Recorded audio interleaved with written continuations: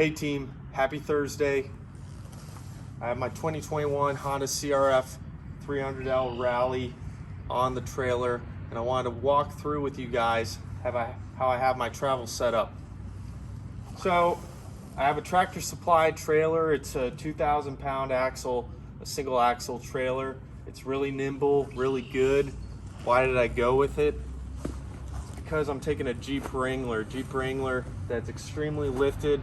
I'm trying to lessen the strain on the drive on the Jeep. Obviously it's lifted, so considerations that you have to have is definitely doing a ball hitch. Mine's an 8-inch drop. I love the vehicle. I have a long history of doing mods, so from these aluminum diamond plate fenders, Cleco riveted, to making a gas surplus tank in the back. I've definitely done a good bit of fabrication with my dad, so we work a lot with metal, and kind of inspires me to look at accessories for the Rally. Maybe depending on how things go here with all the content, I'd be more than willing to make an awesome piece for you guys. So other than that, we're set for success. I'm even going to show you some of my travel considerations. This is just off the cuff. Certainly didn't think too hard through it, but maybe you guys can come up with ideas too. So we're going to walk through with that. So let's get started. So there's going to be a lot of ways to strap the bike. I'm not saying the way I did it was the best. Just corner hooks, worked it around the front forks, both sides, strong, good tethers compressing the front. Obviously, front wheel, you want to secure that.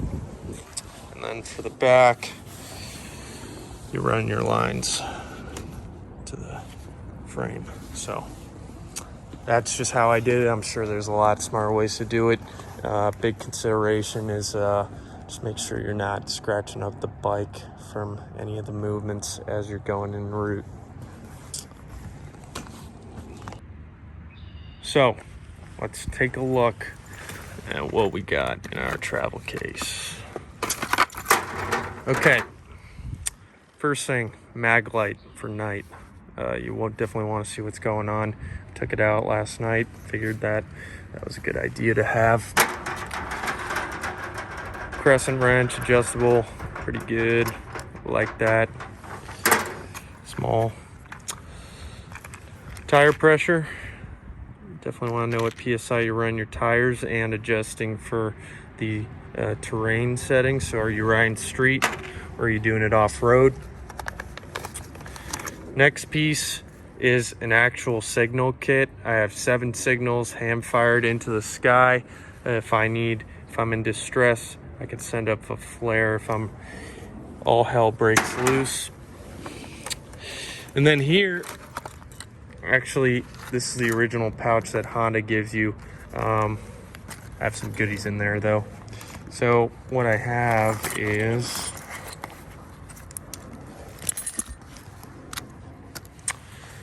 a rubber cement tire plug kit. So I don't have it with me, but you're going to want to have tire prongs to dislodge the tires, and then you'd be working the inner tube on that. That said, you definitely want to have an air compressor unit, so I'm not sure how viable that is, but it's kind of nifty for the set. Next piece is a multi-tool, pair of pliers for any need. Flip it over. You have knives, Phillips head, flat tip, just some essential stuff that's really compact, so think small for that space. Next piece are the Allen keys. Looking at the back, obviously we see these studs right here, so running a frame for potential panniers or other accessories, you're definitely keeping what Honda gave you. So as a quick recap, got our signal kit, we got the Allen keys, we have a multi-tool, we have a tire pressure gauge. We have the rubber cement tire plug series. Not sure if that is going to work right now with the missing equipment. Mag light, crescent wrench. So that's what I would consider in that compartment for now, just throwing in what I have at home. But if I were to strap a tank bag, I think I would carry, in the bag, I would probably carry Ziplocs for anything you want to keep dry in the elements. Escape and evasion chart, so if you know where you're riding, you're going to know all the vegetation, what you can eat, what you can't, predators to stay away from, survival tips on making fires, navigating by the stars. This is an impermeable map, so it could even be used as a makeshift cover for the rain. Okay, let's dig into the goodie bags. What else do I got? Got some bandages and tweezers, just lightweight stuff. And then lastly, not gonna pull it out, but we have bear repellent. So if you're tracking, predator comes up, you're ready to do some kung fu moves, get the bear mace out, start spraying. And then lastly, a reflectant tarp. It's a consideration I had because I have a mini solar panel that would fit this cover, and I'd route the solar to my phone mount on the dash. I don't have that set up yet, but that would be my Mad Max setup for lightweight adventure. That said, if you look at a pannier rack in the back, I would consider a dead battery starter. So take this thing out, real compact. You lose battery on your bike, you need to charge equipment, and you want to get that engine started, you want this thing. So this is the Noco Boost Plus. It's a good jump starter. Last thing I wanted to say was, if you're running a 28 watt big blue solar panel tucked up, you could run it to your phone, and your phone would be using an offline GPS like maps.me.